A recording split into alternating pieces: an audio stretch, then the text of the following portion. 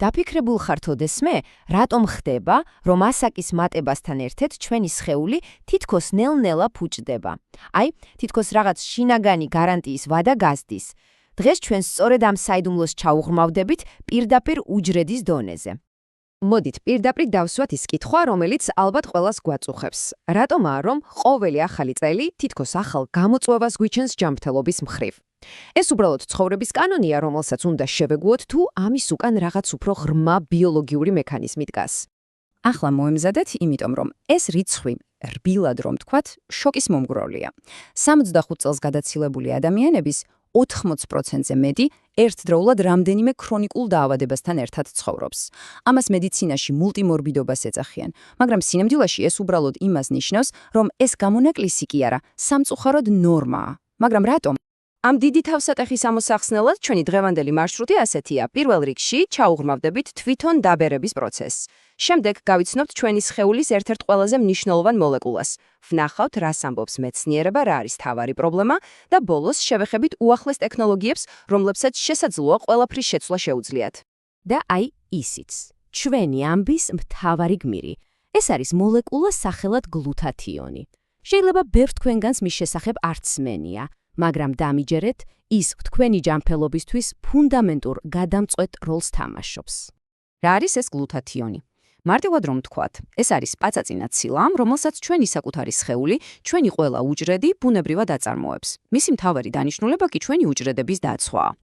ნახეთ, რას ამბობს მასზე ცნობილი ექიმი, მეჰმედ ოზი. ეს არის ყველაზე ძლიერი ანტიოქსიდანტი, რომლის შესახებაც არასდროს გსმენიათ. დაფიქრდით ერთი წამით. ეს სიტყვები უკვე საკმარისია იმის მისახვედრად, თუ რაოდენ უმნიშვნელოვანეს მოლეკულასთან გვაქვს საქმე. და რას აკეთებს ის კონკრეტულად? მისი ფუნქციების სია მართლაც შთამბეჭდავია. ის არის მთავარი ანტიოქსიდანტი, ანუ ებრძვის იმას, რაც ჩვენს უჯრედებს აზიანებს. ის არის მთავარი მწმენდავი, რომელიც უჯრედებიდან ტოქსინებს გამოდევნის. ის აძლიერებს ჩვენს იმუნიტეტს და იცავს ჩვენი უჯრედების ელექტროსადგურებს, მიტოქონდრიებს. ნამდვილი უჯრედული სუპერგმირია. კარგი, ეს ყველაფერი ძალიან საინტერესო ჟღერს, მაგრამ მოდით ვნახოთ, რას ამბობს მეცნიერება. არსებობს თუ არა რეალური მტკიცებულებები, რომლებიც ამ სუპერმოლეკულას დაბერების პროცესთან აკავშირებს. მეცნიერებმა ჩაატარეს უზარმაზარი 6 წლიანი კვლევა, რომელშიც 2500-ზე მეტი ხანდაზმული ადამიანი მონაწილეობდა. მათი მიზანი იყო ეპოვათ რამე გაზომოვადი ნიშანი, ბიოლოგიური მარკერი, რომელიც აჩვენებდა თუ რასის სწრაფით ბერდებოდა კონკრეტული ადამიანის ორგანიზმი. და აი, ერთ-ერთი მთავარი აღმოჩენა. ეს გრაფიკი ყველაფერს ძალიან ნათლად გვიჩვენებს. რაც უფრო მეტია ჩვენი ასაკი, მით უფრო დაბალია ორგანიზმში გლუთათიონის დონე. 60-იან წლებში ის გაცილებით მაღალია, ვიდრე 80 გადაცილებულ ადამიანებში.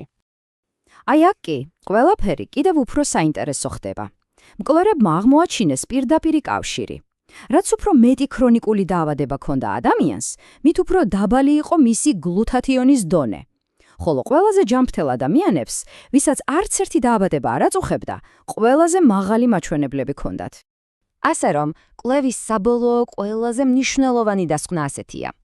გლუტათიონის დაბალი დონე არა უბრალოდ კავშირშია დაავადებებთან, არამედ ის მომავალში ჯანმრთელობის გაუარესების და დაავადებების სწრაფი ტემპით დაგროვების პროგნოზირების საშუალებაა. აქ კი სრულიად ლოგიკური კითხვა ჩნდება.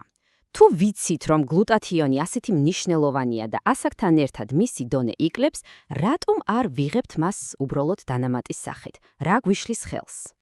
პირველი პრობლემა ისაა, რომ ჩვენი შინაგანი ქარხანა დროთა განმავლობაში ნელ-ნელა მუშაობას ანელებს.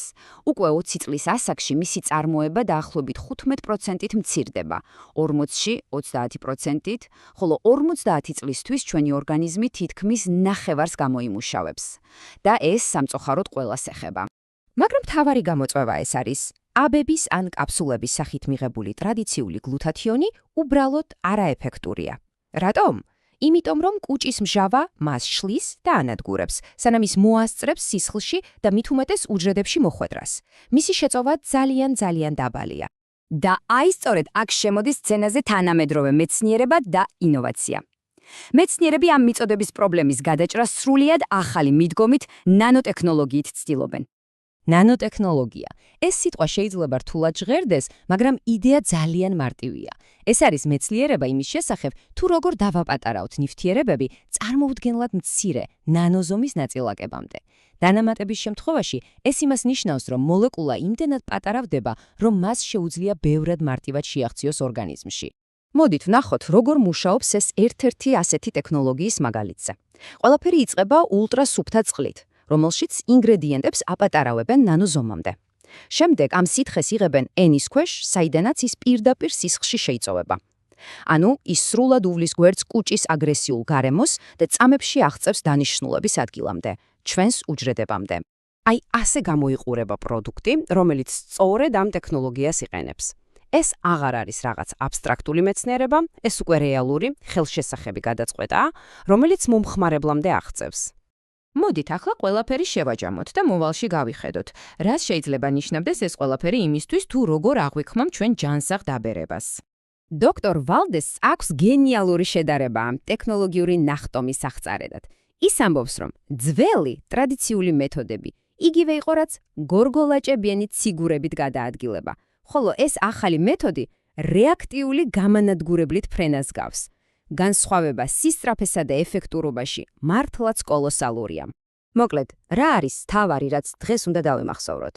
პირველი, გლუტათიონი სასიცოცხლოდ მნიშვნელოვანია და ის ასაკთან ერთად გვაკლდება.